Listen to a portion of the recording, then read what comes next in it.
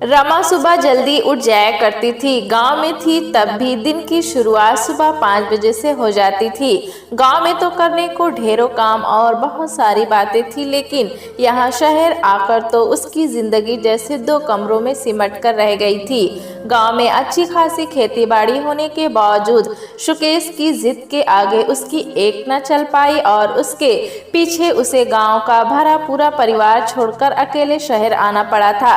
सुकेश वैसे तो प्रकृति प्रेमी युवक था और अपने खेतों से बहुत प्यार करता था, लेकिन उसकी जिंदगी में कुछ नया करने की महत्वाकांक्षा उसे गांव की धूल मिट्टी से सनी गलियों से निकालकर शहर की चकाचौंध वाली दुनिया में ले आई थी। एमएससी एग्रीकल्चर से करने के बाद शहर की एक नामी एग्रीकल्चर कंपनी में उसकी नौकरी करने पर वो अकेले ही शहर आकर रहने लगा था। रमा से शादी तो उसके बीएससी कर लेने के बाद ही हो गई थी। रमा सुकेश की तरह बहुत पढ़ी लिखी तो न थी, लेकिन गांव के स्कूल से 12वीं तक की पढ़ाई उसने पूरी की थी। सुकेश महत्वाकांक्षी जरूर था, लेकिन गांव और अपने परिवार के संस्कार उसकी नस नस में बसे हुए थे। इसी से रमा के कम पढ़े लिखे होने के बाद उसके वैवाहिक जीवन में बाधा न बन सकी। शादी के बाद गांव में सास ससुर ननद और काका ससुर के संयुक्त परिवार के संग रहते हुए उसे सुकेश से दूर रहते हुए बहुत ज्यादा परेशानी नहीं हुई। वैसे तो सुकेश किसी न किसी बहाने हर महीने गांव आता रहता था, लेकिन फिर भी 2 साल तक दोनों पति पत्नी इसी तरह परदेशी की तरह अपनी गृहस्थी की गाड़ी आगे बढ़ाते रहे। एमएससी करने के बाद नौकरी मिलते ही सुकेश जिद करके उसे अपने साथ शहर ले आया था। गांव से यहां आकर पिछले 1 महीने में वह सुकेश की नौकरी के समय के अनुसार उसकी जरूरतों को संभालने की अभ्यस्त हो चुकी थी। सुकेश रोज सुबह 7 बजे टिफिन लेकर नौकरी के लिए निकल पड़ता था और शाम को 7 बजे तक ही वापस घर आता था। रमा के लिए घर में सारा दिन करने के लिए कोई खास काम न था। दिन भर टीवी के सामने बैठकर कभी समाचार तो कभी कोई फिल्म या कोई धारावाहिक देखकर जैसे तैसे वो शहर के इस एकांतवास को भोग रही थी। बहुत मन होता तो कभी अपने मायके और कभी अपनी ससुराल में अपनी हमउम्र ननद से बतिया लेती। सुकेश ने उसे अपनी गैर हाजिरी में घर से बाहर निकलने को मना किया हुआ था और जिस फ्लैट में वे लोग रहते थे उसमें सभी गिनकर 5 परिवार ही रहने आए थे। रमा 1 महीने के इस समय में यहाँ किसी से ज्यादा जान पहचान नहीं कर पाई थी। किराया सस्ता पड़ने की वजह से शहर की सीमा रेखा से कुछ दूरी पर होने के बावजूद भी सुकेश ने नया बना ये फ्लैट 2 महीने पहले ही किराए पर लिया था। रोज की आदत के मुताबिक आज भी रमा की नींद तो सुबह 5 बजे ही खुल गई थी। उसने अपनी बगल में सोए हुए सुकेश पर नजर डाली।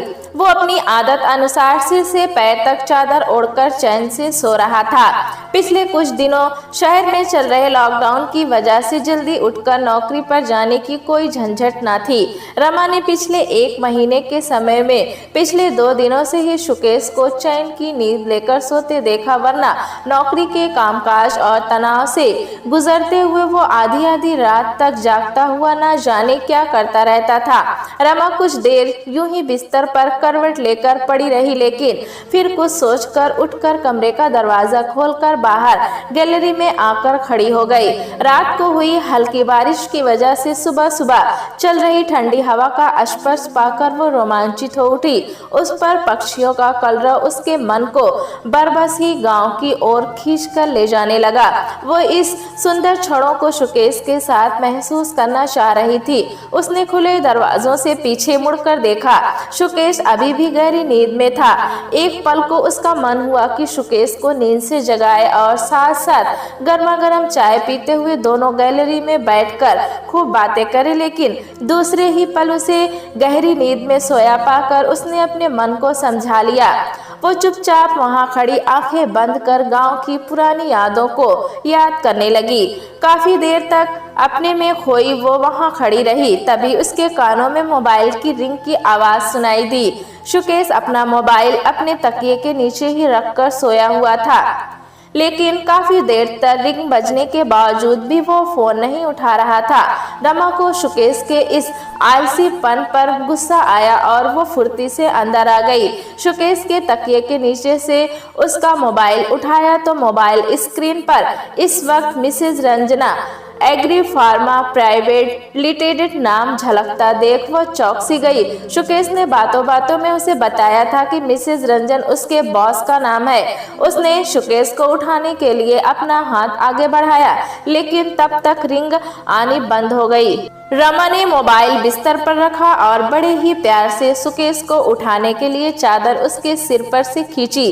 सुकेश ने रमा की इस हरकत का कोई प्रतिकार नहीं किया तो रमा ने शरारत करते हुए उसके बालों को सहलाया। इस पर भी सुकेश ने अपनी कोई प्रतिक्रिया ना दी। रमा ने इस दफा उसे जोर से हिलाया, लेकिन सुकेश की तरफ से कोई भी हलचल ना पाकर वो घबरा गई। सुकेश, ये क्या मजाक है, उठो ना।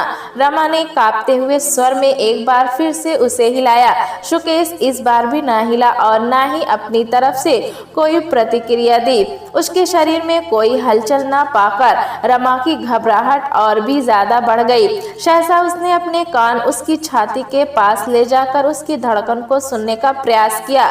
उसने महसूस किया उसकी छाती में सांसों के चलने से होने वाली हलचल नदारद थी। उसने एक बार फिर से सुकेश को पकड़कर जोर से हिलाया। सुकेश उतना ही हिला जितनी रमा ने उसे हिलाया था। रमा ने घबराते हुए अपनी 2 उंगलियां सुकेश की नाक के पास ले जाकर रख दी। थोड़ी देर पहले अनहोनी को लेकर मन में समाई हुई घबराहट ने अब रुलाई का रूप ले लिया था। रमा सुकेश से लिपटकर रोने लगी। काफी देर तक घबराहट की वजह से वो कुछ सोच न पाई। तभी कांपते हाथों से उसने सुकेश का मोबाइल उठाया और कॉल लॉग में से अपने ससुर जी से की गई बात वाले नंबर पर कॉल कर दी। सुकेश बेटा, आज इतने सवेरे कौन सा काम आ गया? अपनी सास का स्वर सुनकर रमा की रुलाई फूट पड़ी। बहू, तू रो रही है, क्या बात हो गई? माँ जी, ये रमा के मुंह से शब्द नहीं निकल पा रहे थे। क्या हुआ? सुकेश को फोन दो, तुम क्यों रो रही हो? रमा की सास के स्वर में घबराहट और भी बढ़ गई। ये उठ नहीं रहे हैं। एक ही सांस में बोलते हुए रमा रोने लगी। तो रोती क्यों है? उसकी तो आदत है परेशान करने की। सुबह उठने के नाम पर मुझे भी बहुत परेशान करता था। एक लोटा पानी डाल दे उसके मुंह पर, गधे की तरह चिल्लाकर खड़ा हो जाएगा। रमा की बात सुनकर उसकी सास की घबराहट दूर हुई। नहीं, सच में नहीं उठ रहे हैं। रमा आगे कुछ न बोल पाई और फोन बिस्तर पर रखकर वो अपना सिर पकड़कर रोने लगी। सुकेश के मोबाइल पर कुछ देर तक हेलो हेलो का स्वर गूंजता रहा और फिर फोन बंद हो गया। तभी रमा के मोबाइल की रिंग बजने लगी। रमा ने अपना हाथ बढ़ाकर मोबाइल अपने हाथ में लिया। आंखों में उभर आए आंसुओं की वजह से उसे मोबाइल स्क्रीन पर झलकता हुआ पापा जी नाम धुंधला सा नजर आया। उसकी हिम्मत ही नहीं हुई कि अपने ससुर जी से बात कर सके। थोड़ी देर रिंग बजने के बाद बंद हो गई, लेकिन फिर अगले ही क्षण फिर से उसका फोन बजने लगा। इस बार उसके फोन की स्क्रीन पर उसकी ननद का नंबर झलक रहा था। रमा ने हिम्मत कर बात शुरू की। हेलो रानू, तेरे भैया। रमा ने रोते हुए कहा। भाभी, क्या हुआ भैया को? मम्मी आपसे बात कर बुरी तरह से घबरा गई हैं और भैया का मोबाइल स्विच ऑफ क्यों हो रहा है? आप भी पापा का फोन नहीं उठा रही हैं, क्या हुआ है भाभी? रानू की बात सुनकर रमा ने सुकेश का मोबाइल हाथ में लिया। उसका मोबाइल सच में स्विच ऑफ हो चुका था। तेरे भैया की सांस नहीं चल रही है रानू, मैं क्या करूं? रमा ने हिम्मत जुटाकर आगे बात बढ़ाई। क्या आप पागल हो गई हो? भैया तो भैया, आप भी उनकी संगत में ऐसा बेहुदा मजाक करने लगी। रानू अब भी रमा की बात पर विश्वास नहीं कर पा रही थी। वो सुकेश की हर समय मजाक करने की आदत से वाकिफ थी और सुकेश ने कई दफा खुद के मरने का नाटक कर सबको डराया भी था। इसी से रानू रमा द्वारा की गई हकीकत को समझ नहीं पा रही थी। नहीं रानू, मैं मजाक नहीं कर रही हूँ, कहते हुए रमा की रुलाई फूट पड़ी। तभी रमा को अपने ससुर का स्वर सुनाई दिया। बहू, आसपास कोई डॉक्टर रहता है? मैं यहाँ किसी को नहीं जानती पापा जी, और इनके मोबाइल की बैटरी भी खत्म हो गई है। रमा अब तक कुछ हिम्मत जुटा पाई थी। आस पड़ोस में किसी को उठाकर बात करो, उसके ससुर ने हिम्मत रखते हुए रमा को सुझाया। जाती हूँ पापा जी, कहते हुए रमा बदहवास सी बाहर की तरफ दौड़ी। सहसा उसे याद आया कि उसके पड़ोस में रहने वाले अमित जी अपने परिवार को लेकर लॉकडाउन की घोषणा होने के एक दिन पहले ही अपने पैतृक शहर चले गए थे। बाकी के 2 फ्लैट खाली थे। वो तेज कदमों से सीढ़ियां उतरकर तीसरी मंजिल पर आ गई। उसका यहाँ किसी से खास परिचय न था। वो सभी को केवल नाम से जानती थी और उनके व्यवहार से अपरिचित थी, लेकिन फिर भी उसने बारी बारी से घबराहट के मारे सभी 4 फ्लोरों की डोरबेल बजा दी। एक एक कर 3 दरवाजे खुले। रमा बदहवास सी सबके सामने खड़ी बारी बारी से सबके चेहरों को ताक रही थी। सभी लोग अपने अपने घरों की दहलीज पर खड़े बाहर आने से कतरा रहे थे। क्या हुआ, आप इतनी परेशान सी क्यों हैं? वो सुकेश उठ नहीं रहे हैं डॉक्टर। रमा समझ नहीं पा रही थी कि वो कैसे अपनी बात कहे। घबराहट के मारे उसका पूरा बदन कांप रहा था। मिसेस सुकेश, आप घबरा क्यों रही हैं? क्या हुआ सुकेश जी को? तभी 301 में रहने वाले मिसेस शाह ने रमा से पूछा। मिसेस शाह सुकेश को अक्सर ऑफिस जाते हुए लिफ्ट देते थे, इसी से वो उसके बारे में थोड़ा बहुत जानते भी थे। भाई साहब, डॉक्टर डॉक्टर, वे उठ नहीं रहे हैं। कहते हुए रमा की आंखों से आंसू बहने लगे। उसने अपनी साड़ी के पल्लू से आंसू पोंछने का यत्न किया। चलिए मैं चलकर देखता हूँ, डॉक्टर तो शायद इस वक्त यहाँ जल्दी से पहुँच ना सके। कहते हुए मिसेस शाह ने बाहर निकलने के लिए जैसे ही अपना पैर उठाया, तभी उनके पीछे खड़ी उनकी पत्नी ने उनका हाथ पकड़कर आंखों के इशारे से घर से बाहर जाने से मना कर दिया। इस मंजिल पर केवल 3 परिवार ही रहते थे। उनमें से केवल मिसेस शाह का ही यह खुद का फ्लैट था। बाकी के दोनों परिवार किराए पर रहते थे और रमा से इनका ज्यादा परिचय न था। बस 2 मिनट में जाकर आ जाऊंगा, कुछ नहीं होगा, मिसेस शाह ने अपनी पत्नी से कहा और उसके उत्तर की परवाह किए बिना वे रमा के पीछे तेज कदमों से सीढ़ियां चढ़ने लगे। रमा हांफते हुए अंदर बेडरूम में दाखिल हुई और उनके पीछे मिसेस शाह झिझकते हुए अंदर आए। वो शोकेस के नजदीक गए और उसकी कलाई अपने हाथ में लेकर उसकी नब्ज देखने लगे। फिर उन्होंने उसकी नाक के आगे अपनी उंगली रखकर उसकी सांस की गति जानने की कोशिश की, लेकिन फिर उसके शरीर में कोई हलचल ना पाकर उन्होंने अपने मोबाइल से एक नंबर डायल कर दिया। किसी से संक्षेप में बात कर वे रमा को सांत्वना देने लगे। भाभी जी, यहाँ और कोई रहता है आपका? सुकेश को शायद हार्ट अटैक आया है। कोई उम्मीद तो जान नहीं पड़ रही, फिर भी मेरे एक परिचित डॉक्टर आ रहे हैं। मिसेस शाह की बात सुनकर रमा बिस्तर पर सिर पकड़कर बैठ गई। तभी उसका मोबाइल फिर से बजने लगा। रमा ने कोई सुध न ली तो मिसेस शाह ने मोबाइल लिया और बात करनी शुरू कर दी। मैं सुकेश का पड़ोसी बोल रहा हूँ। रमा जी इस वक्त बात करने की हालत में नहीं है। मैं सुकेश का पिता बोल रहा हूँ। कैसा है सुकेश? अब मिसेस शाह सुकेश के पिता की बात सुनकर 2 पल को ठिठक गए। फिर कुछ स्वस्थ होकर वो बोले, अंकल डॉक्टर को बुलाया है लेकिन कोई उम्मीद जान नहीं पड़ रही है। सुकेश की सांस नहीं चल रही है। नहीं नहीं, डॉक्टर के कहे बिना आप किसी नतीजे पर कैसे पहुंच सकते हैं? आप मेरी बहू को फोन दीजिए। सुकेश के पिता का स्वर कांप रहा था। मैं इस वक्त सुकेश के घर पर ही हूँ। भाभी जी कुछ भी बोल नहीं पा रही हैं। मिसेस शाह ने रमा को फोन देने की कोशिश की, लेकिन रमा अपने में ही खोई हुई थी। ओह, मैं अभी शहर आने के लिए निकलता हूँ। अंकल, शहर में कोरोना की वजह से कल ही एक मौत हुई है। इसी से लॉकडाउन की वजह से बहुत ही कठोरता से अमल किया जा रहा है। शहर से बाहर तो क्या, हर एक कॉलोनी से बाहर निकलने नहीं दिया जा रहा है। न तो हम सुकेश को वहाँ लेकर आ सकते हैं और न ही आप यहाँ आ सकते हैं। हम सभी को खतरा है। तभी रमा अचानक से अपनी जगह से उठ खड़ी हुई और मिसेस शाह के हाथ से मोबाइल ले लिया। पापा जी आप जल्दी आ जाइए, मुझे कुछ समझ नहीं आ रहा है, मैं क्या करूं? कहते हुए रमा रोने लगी। बहू धीरज रखो, मैं कुछ करता हूं, कहकर सुकेश के पिता ने फोन रख दिया। अपने पति को काफी देर तक वापस आया न देख मिसेस शाह रमा के यहाँ आ गई। सारी परिस्थिति देखकर वे अपना भय दूर रखकर रमा के पास आकर बैठ गई और उसे सांत्वना देने लगी। कुछ ही देर में डॉक्टर ने आकर हार्ट अटैक से सुकेश की मौत होने की पुष्टि कर दी। रमा अब तक कुछ संभल चुकी थी। वो बेडरूम से बाहर आ गई। तभी उसके मोबाइल की रिंग बजी। स्क्रीन पर झलकते नंबर को देखकर उसने तेजी से फोन रिसीव कर लिया। भैया भैया, आप जल्दी से यहाँ आ जाओ, मुझे समझ नहीं आ रहा मैं क्या करूं। अब तो डॉक्टर ने भी कह दिया। अपने भाई से बात करते हुए रमा एक बार फिर से धीरज खोकर रोने लगी थी।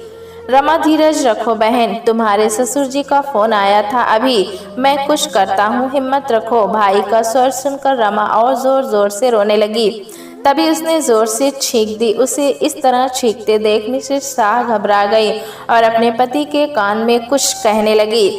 इस हालत में कैसे अकेला छोड़ दे इन्हें, हमें ही कुछ करना होगा, यहाँ सुकेश का कोई नहीं है। मिसेस शाह ने धीरे से अपनी पत्नी की बात का जवाब देते हुए कहा, आप सरकारी अस्पताल वालों को फोन कर दो, वे लाश को निकाल देंगे।